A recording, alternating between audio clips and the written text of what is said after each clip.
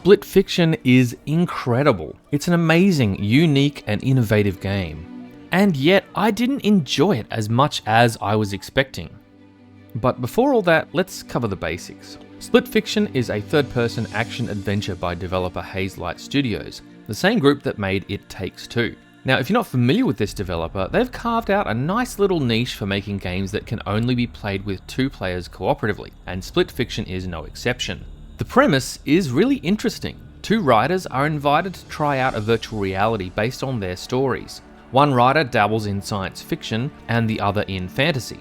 Complications arise when they're accidentally thrown into the same pod and get stuck in the same virtual world. And the two are forced to work together to navigate between levels alternating between science fiction and fantasy. The story is heavily lined with tropes.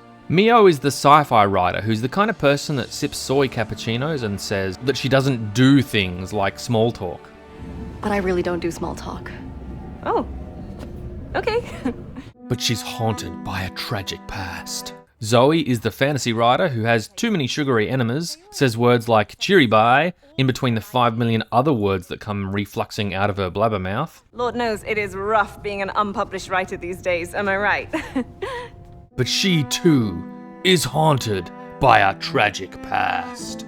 It's a cookie-cutter odd couple, and they're thrust together in order to defeat the evil Tom Hanks, the corporate guy with glasses. Fortunately, while the story is super predictable, the individual story beats are filled with enough purpose, personality, and style that it actually goes down fairly smooth. It also doesn't hurt that the voice actors are doing a phenomenal job and really stepped up this pretty humdrum tale to being something that managed to keep my interest through to the ending. Like I mentioned, this game cannot be played by one person. You either have someone playing local couch co-op with you, or you find someone to play online cooperatively with. It's a pretty bold move. And I gotta respect the vision. It's the kind of game design that could really limit its sales potential for those that just want a solo experience. I've gone through the game playing local cooperative with my daughter, and it really does maximize the two-player co-op design in the best possible way. We played with two controllers, and I think this was a good move. The movement and the response time on screen was solid. I would highly recommend going with controllers for this one, even if you're playing online, frankly. You'll be forced to do tricky platforming requiring precise timing from both of you. There are puzzles that require working together from remote locations to solve, and there are bosses and fight sequences that need your separate skills to overcome. It's pretty clear that this game's two key design principles were teamwork and variety. The dev team have put all their ideas in terms of mechanics, platforming, puzzle solving, viewpoint changes, 2D, 3D, chase sequences, battle sequences, all into this one game. No two sequences are the same. In one level, you'll be cyberpunk assassins with gravity katanas and laser kinetic whips, riding motorbikes down the sides of buildings and battling giant meter-maid bots. And then the next, you'll be shapeshifting into Groots and gorillas while traversing what looks like an island from Disney's Moana. And then all of a sudden, next level, you're a pig with the power of rocket farts, whose purpose seems to be collecting apples to feed barn doors without digestive tracts. It's absolute freaking madness, and it doesn't seem to stop.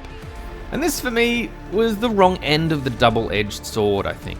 The variety is excellent, but I kind of got a bit exhausted having to learn new mechanics with every single level change. I think this is going to put me in the minority though. Generally, gamers like variety, and I can totally see why. It keeps us engaged for longer because we never know what's coming next. It's my own personality flaw, I think, that I tend to enjoy those experiences that build on a solid foundation and expand your skill set with a continuing theme. I think Eternal Strands is probably a good example of this. You start out small, but more and more skills are added without subtracting the skills you learned from the start. The other thing to throw in the mix is the sheer fact that I generally don't like platformers, at least not for long durations of playtime. And there is a fair bit of platforming in this game. Not only that, but there are quite a few sequences that require both players to have pretty accurate timing of runs to result in success. This sequence where we're riding a centipede and controlling the grip and release of the jaws in order to swing across these turning wheels nearly drove me insane. The frustration of frequent failure was so unbearable, I was forced to take breaks. My co-op partner, like I said before, was my preteen daughter, and she's actually pretty good at a lot of these platforming sequences, but we both lacked the game skills and the communication skills to get through a lot of these kind of levels without having pretty heated words. And this kind of thing really sullied an otherwise pretty enjoyable experience to the point where I just wanted it to be over. Can we just skip to the end? Even despite our communication breakdowns and difficulty in finding success, I feel like the last couple of hours are a little stretched and kind of overstay their welcome. By the time we get to the bits dealing with the two main characters' tragic backstories, I was so well aware of where the whole story was headed, and I just wanted a quick close. The thing is, despite me not enjoying the platforming and having difficulty trying to work through tricky sections with my daughter, I can tell this is a good game. And there were genuine bits where I was floored by the set design and the art style. I think if you've got more patience than I do and a willing buddy to just go with the flow of the story, you'll have a really great time. I have to give massive props to the developers for sticking to their guns on the cooperative design. They've even made sure that you only need to buy one copy of the game to be able to have two people play online. One person buys and the other downloads the free Split Fiction Friends Pass. That's so unpredatory of a game developer. I'm struggling to comprehend it. The visuals through the game are really impressive. From neons of the cyberpunk city to the bright colours of Ogre Town, it was a real delight to discover what new world was next. Not only that, but there are constant perspective shifts from third person to 2D side-scrolling, chase sequences to vehicular on-rail sequences. The camera angles that cover the action are dynamic, exciting, and occasionally give this comic book vibe that I was really digging. There's a really neat sequence where just one whole level is pencil drawn, and it gave me the impression that there's a lot of inspiration from movies like Into the Spider-Verse here. The game's graphical design and variability are next level. Performance-wise, it was pretty solid on my rig. I didn't have a single crashed desktop, any freezes or any glitches through my entire playthrough. Game loading was also pretty brisk and there was minimal wait times between levels. I really appreciated the almost immediate loading times between character deaths and getting back into playing. The sound quality is equally impressive. The numerous worlds we see all have different and interesting soundscapes. Environmental sounds are well handled. My personal favourites were On the World with the Dying Sun. Those deep bass bursts were freaking awesome. And then the world with the giants throwing us around like bits of scrap paper. As I've mentioned, the voice cast are doing a pretty great job. There's definitely a little bit of ham thrown in every now and then, between Zoe's lines and really even more so the lines coming from Raider.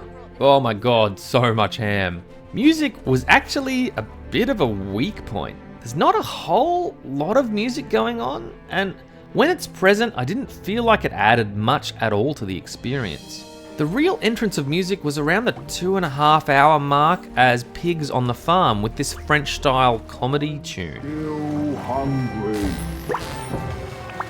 Before that, it was a lot of repetitive sci-fi synth, a bit like Moby had had a stroke and collapsed on the repeat pedal of a synthesizer.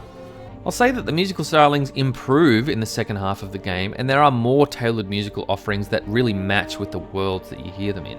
There was one truly memorable musical peak towards the climax of the game, where the characters double down in their determination, and there's this awesome crescendo of their team up.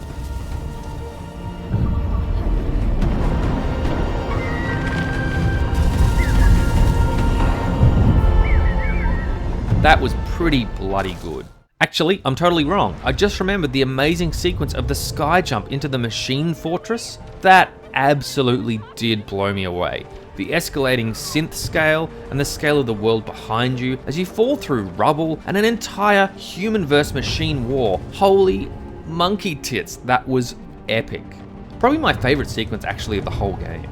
It's kind of funny looking back on all the gameplay footage and seeing how awesome some of these levels are. It's really hard for me to remember the sense of utter frustration I had playing this game. It's not going to shock me one little bit if Split Fiction is heavily in the discussion for Game of the Year 2025. It absolutely deserves it. Which sounds totally strange when I try and convince you of that sense how utterly over it I was towards the back half of this game. And if you're thinking, it's clearly a skill issue on my end, I can't really argue with that. I honestly agree. I think it was a skill issue, partly. A combination of the frustrating platforming, not only for the one character but for the two, added to the fact that I didn't jive with the constantly changing mechanics of different levels, just left me with less of an enjoyable experience than a lot of people are going to get from this game. But I can see there are some seriously epic experiences that you could garner from this game. It'd be a freaking awesome game for most people, just not this one. So it's gonna look weird me giving this game a green thumbs up, but I honestly think it does deserve it. I have my own gripes with the platforming and the variability, but while I see those things as slight cons, most people are gonna see them as serious advantages, and this title is honestly worth retail price.